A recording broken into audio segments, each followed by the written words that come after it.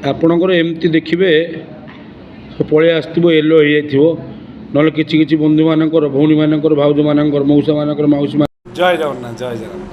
ସମସ୍ତ ବର୍ତ୍ତମାନ ଆଜ୍ଞା ଗୋଟିଏ ସମସ୍ୟା ବର୍ତ୍ତମାନ ଫେସବୁକ୍ରେ ଦେଖିବାକୁ ମିଳୁଛି। ଆଜ୍ଞା ଫେସବୁକ୍ ବର୍ତ୍ତମାନ କ'ଣ କରିଛି, ମନିଟାକୁ ଆଜ୍ଞା ଲିମିଟେଡ଼ କରିଦେଇଛି, ବା କାହାର ୟେଲୋ ଚିହ୍ନ କରିଦେଇଛି ତ କାହାର ରେଡ଼୍ ଚିହ୍ନ କରିଦେଇଛି।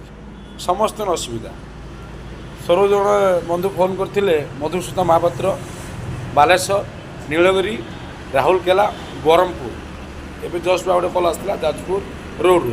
ସମସ୍ତଙ୍କର ଅନୁରୋଧ କର୍ମେ ଭାଇ ଗୋଟେ ଭିଡ଼ିଓ ବନାଉ ଭାବରେ ଆମେ ଘରେ ବସିକି ଡିଲେଟ୍ କରିପାରିବୁ। ଯେଉଁଟା ଲାଗିଛି ଆମର ଫେସବୁକ୍ରେ ମନିଟାଇଜେସନ୍ ଲିମିଟେଡ଼ ଲାଗିଛି, ବା ଆମର ପଇସା ଆସିବା ବନ୍ଦ ହେଇଛି, ବା ମନି ସିଷ୍ଟମ୍ରେ ୟେଲୋ କିମ୍ବା ରେଡ଼୍ ଚିହ୍ନ ଆସିଛି। ସେ ଇସ୍ୟୁକୁ ଆମେ କେମିତି ଘରେ ବସିକି କାଟିବୁ। 15 ମିନିଟ୍ ଭିତରେ ଆପଣ ସେ ଇସ୍ୟୁ କଟିବ। ସମ୍ପୂର୍ଣ୍ଣ ଭିଡ଼ିଓ ଦେଖନ୍ତୁ, ଦେଖାଇ ଦେଉଛି, ପୁରା ରେଜଲ୍ଟ କରିକି ଦେଖାଉଛି। ଆପଣ ଘରେ ବସିକି ଆରାମସେ କରିପାରିବେ। ଚାଲନ୍ତୁ ଲେଟ୍ କରିବାନି, ଭିଡ଼ିଓକୁ ଆରମ୍ଭ କରିବା।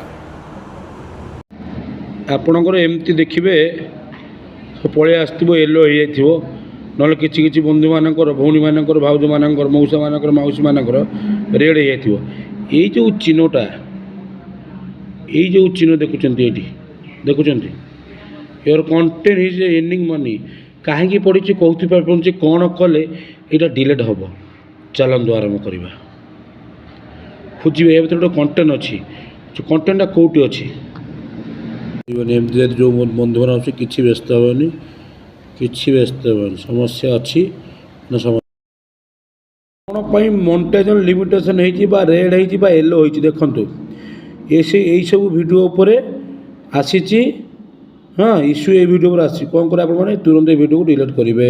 ଭିଡ଼ିଓକୁ ଡିଲିଟ୍ କଲା ପରେ ଫାଷ୍ଟ ଆପଣ ଭିଡ଼ିଓ ଖୋଜିଲେ, ଭିଡ଼ିଓ ପାଇବା ପରେ ଭିଡ଼ିଓକୁ ଡିଲିଟ୍ କଲା ପରେ କିଛି ସମୟ ପରେ ଆପଣ ରିଫ୍ରେଶ୍ କରିବେ, ଏମିତି ଆପଣମାନେ ଗ୍ରୀନ୍ ଦେଖନ୍ତୁ।